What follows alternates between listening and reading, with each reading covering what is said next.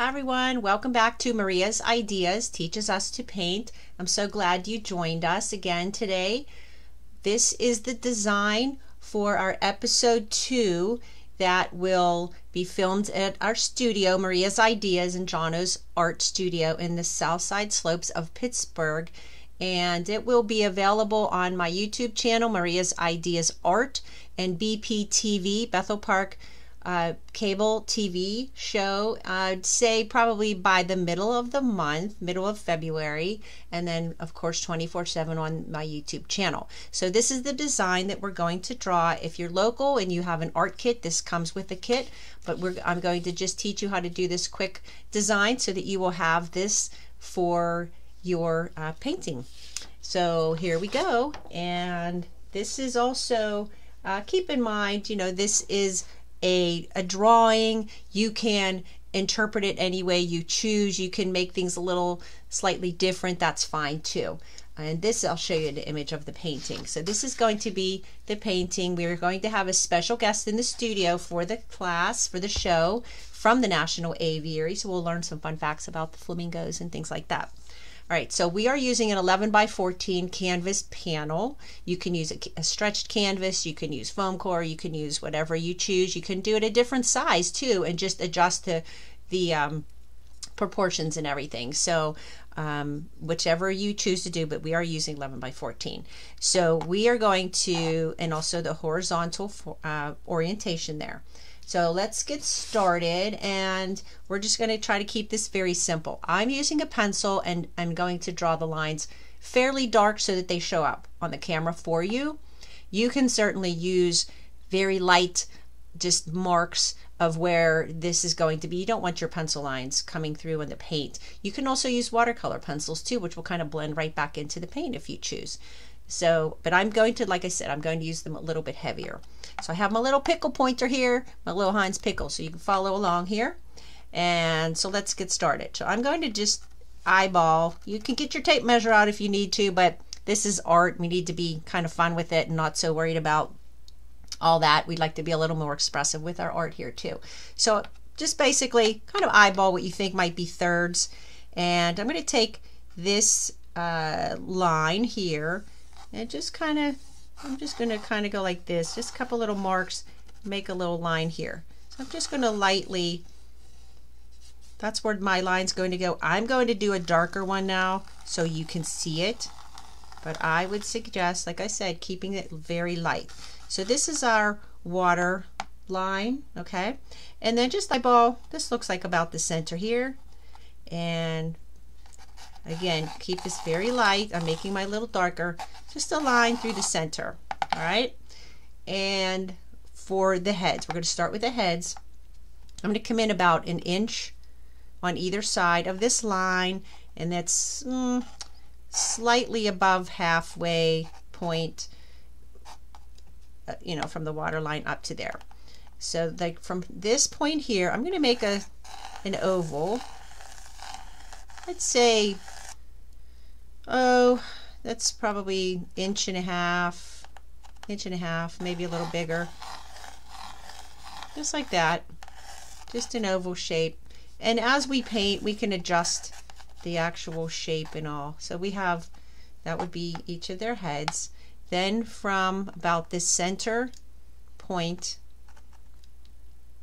of the oval, we're going to come down toward this middle line like that. Okay, and then come in like this. I think you can get an idea of what we're doing here.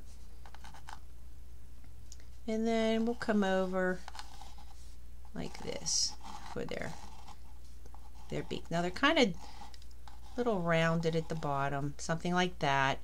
And then we have this little shape here, little nose. So we have the head, the beak, and you can see even when I'm sketching it, I kind of play around with a little, get the nice shape. And again, these don't exactly have to be exactly the same, but you do want them to meet in the center here. All right. And then from here, you can fill in and create that nice shape, the transition from the beak up into the head. But again, you can do that with the paint. Usually just kind of don't even fuss with all the pencil. I don't worry too much about that. Now under the head from here, actually, you know what, let's back up. Let's get the eye shape in here while we're here. So right about here at the top of the beak, we're just going to come in and then come back down, something like this. Just something like that. And then within right here at the end, we do a little upside down, little arch, and then like a little smiley face, little smile, and there's your eye.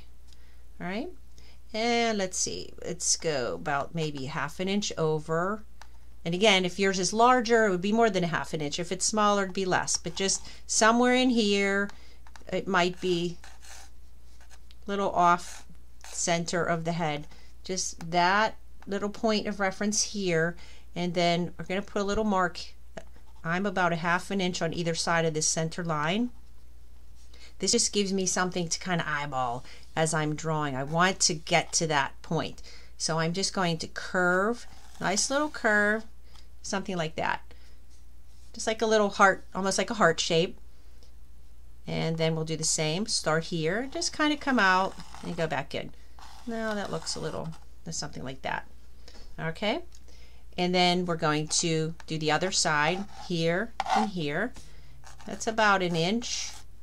Come down, and then this one is going to come down about 1.5 inches below, and then this side here too, about 1.5 inches below the water line, something like that. You have there, okay? And then we can continue this all the way down off the canvas like that, and then we'll come up, and then we just do something like that. We can fill in where the feathers will go. And if this comes up a little higher, I feel like I might want to see, I would like to see a little bit more water. I can either, I like this size though, and this would come, obviously, fill that in here. Again, whenever you paint, you would fix all that. But if you wanted to do it with a pencil, that's for that again, and this is very dark. I would highly recommend keeping this lighter. I try not to erase too much. I was trained to not use erasers, but I would erase some of these extra lines you don't need.